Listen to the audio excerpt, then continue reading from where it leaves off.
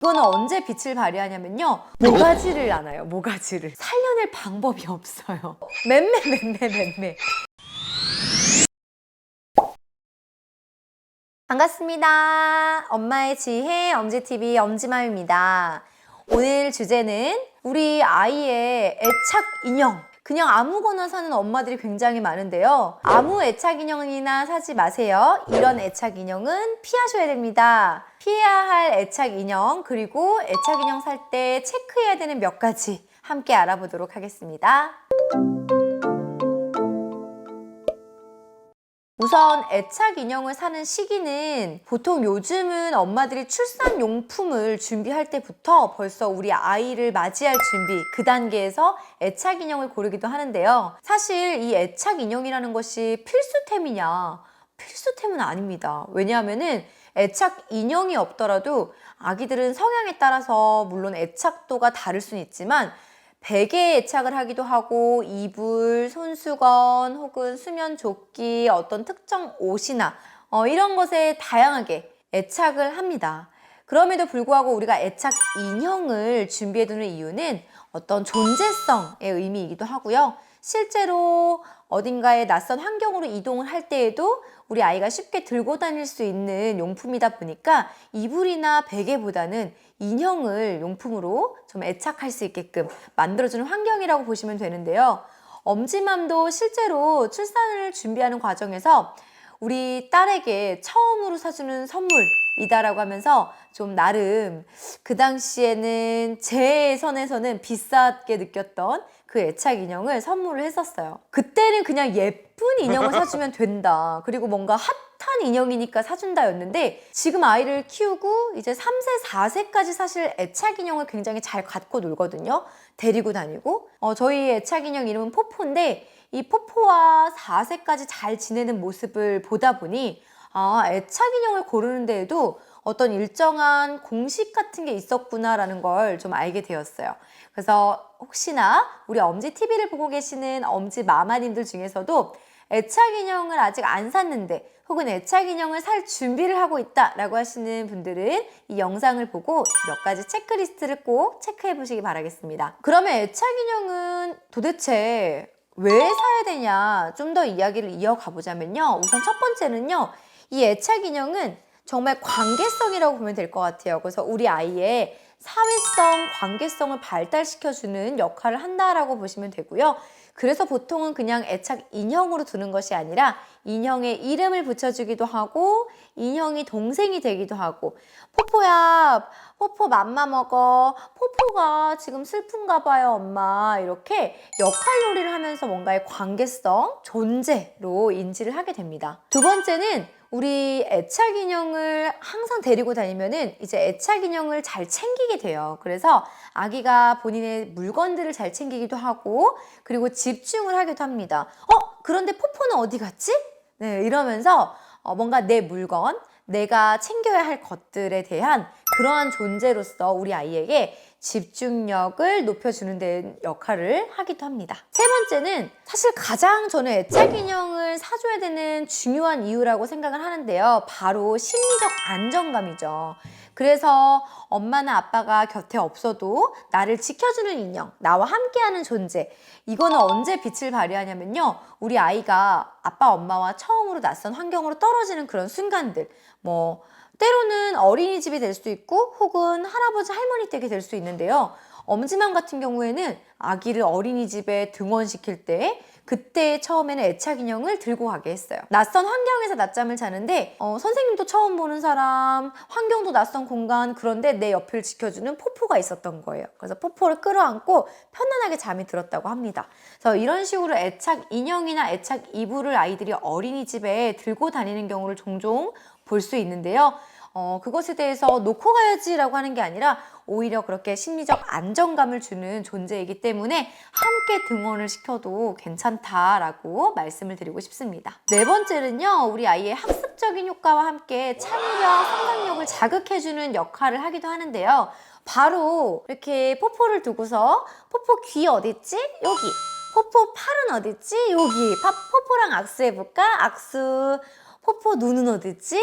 여기 있네. 눈이 하나, 두 개 있네. 이렇게 이 존재를 두고서 교육을 하기도 하고요. 또 실제 포포와 대화를 하기도 하고 포포 앉아봐, 포포 밥 먹자, 또는 포포가 화장실에서 응가를 하고 싶은가 봐 하면서 배변 훈련을 할 때에도 저는 이렇게 역할놀이로서 우리 아이에게 좀 교육을 많이 시켰던 것 같아요. 그래서 어떤 동생 같은 존재이자 이런 교육을 함께 받을 수 있는 그런 동지 정도로 좀 생각을 하면 될 것 같습니다. 그럼 이제 중요한 게 어떤 애착 인형을 사야 되는지, 또 어떤 애착 인형을 좀 피해야 되는지 제가 몇 가지를 정리해 봤는데요.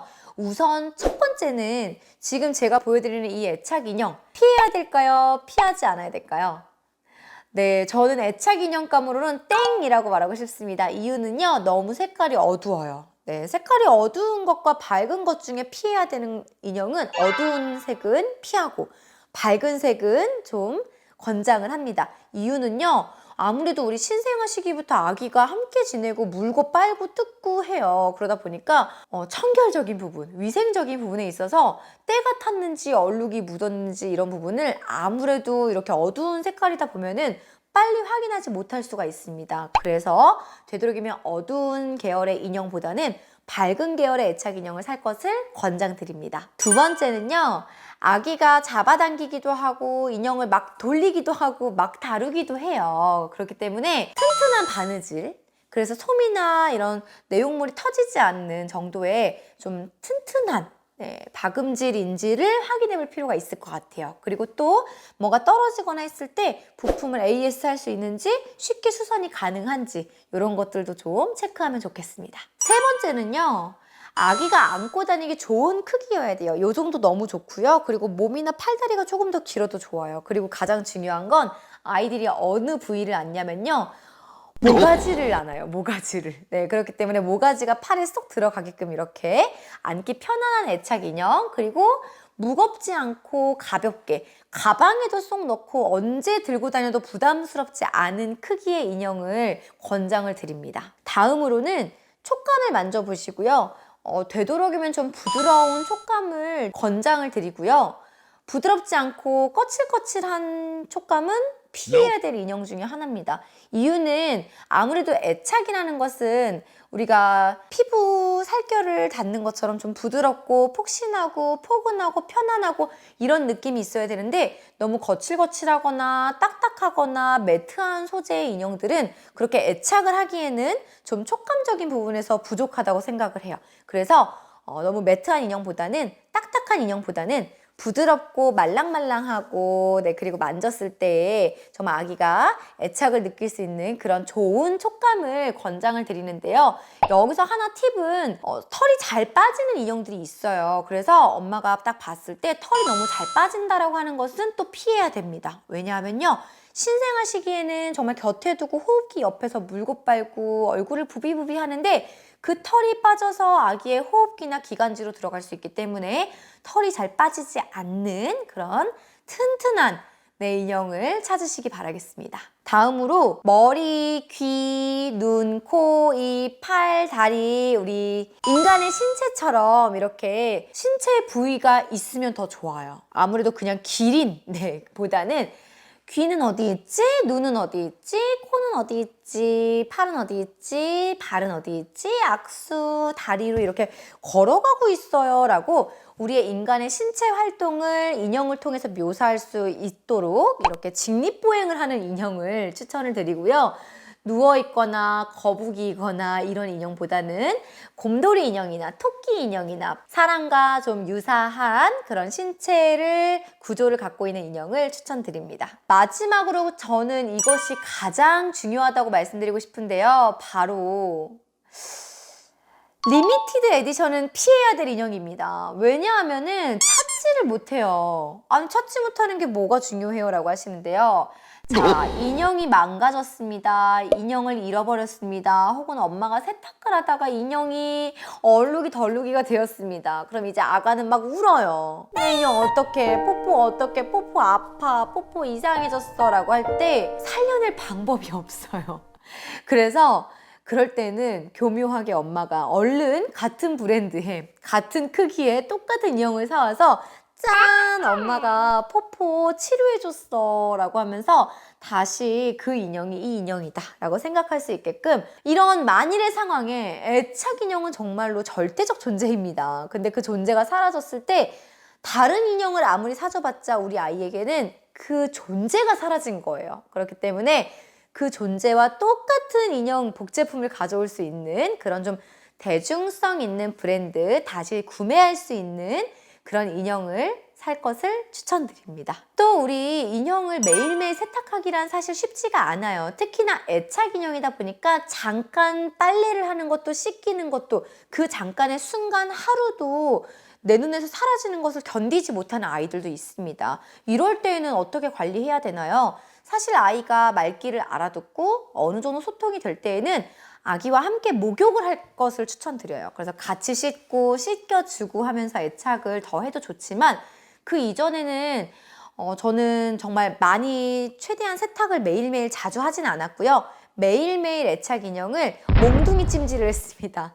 몽둥이 찜질이 뭐냐면 이런 나무 막대기를 가지고 햇볕 좋은 날 베란다에서 귀때기를 잡고 맴매 이렇게 털면은 먼지가 진짜 많이 나요. 네, 그래도 그렇게 탈탈탈탈탈탈 햇볕 좋을 때 때려주면서 좀 살균 세탁을 했어요. 네, 햇빛을 보면서 뭔가 어느 정도의 소독 살균력은 있지 않을까 싶어서 매일매일 정말 털어줬던 것 같아요.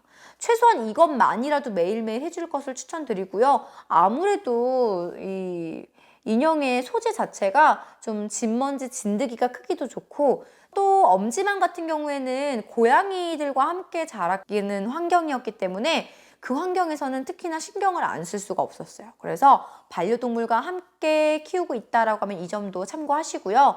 물론 고양이와는 다르게 또 우리 집에 이렇게 멍멍이와 함께 크고 있다라고 하면은 우리 이 애착 인형을 멍멍이가 가져갈 수도 있어요.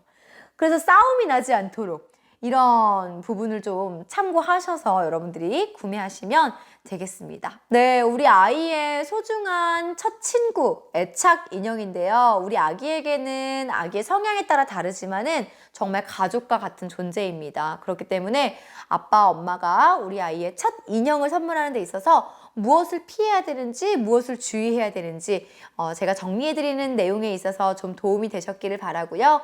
여러분들 더 궁금하신 게 있으시거나 또는 여러분들의 의견이 있으시면 요 아래에 엄지TV 네이버 카페 혹은 댓글에 많이 남겨주시기 바라고요. 이 영상이 좋으셨다면 여러분 좋아요 그리고 구독, 알림 설정 부탁드리고요.